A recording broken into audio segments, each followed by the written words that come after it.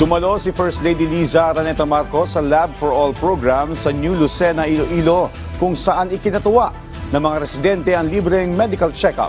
Ang detalye sa Balitang Pambansa ni Nina Oliverio ng PTV Cebu.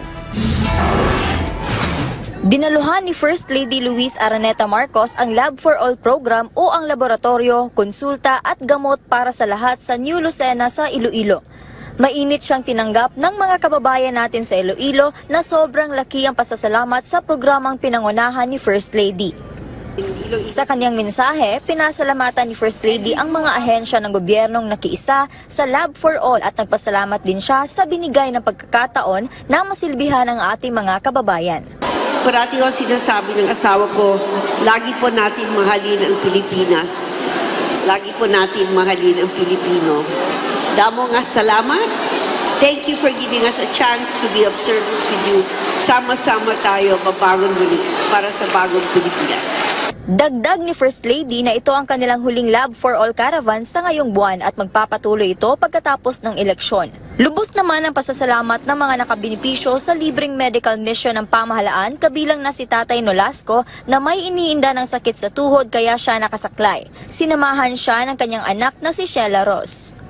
Labing salamat sa First Lady. Salamat yun, madamo, sa First Lady. Kaya binigyan mo kami ng wheelchair.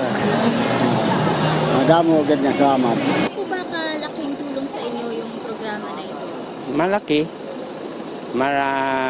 Benepisyo na to para sa amin na mga maliliit na tao, mahirap, kasi libre lang. Malaking tulong. Hiling naman ni Tatay Anisito na kung pwede ay magpatuloy pa ang programa ng mahabang panahon. Oy, kung pwede. Kung pwede.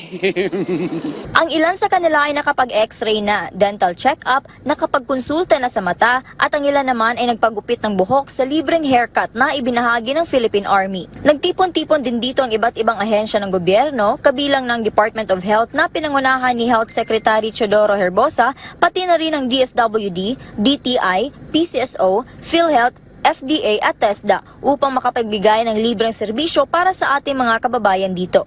Mula dito sa Iloilo, ako si Nina Oliverio para sa Balitang Pambansa.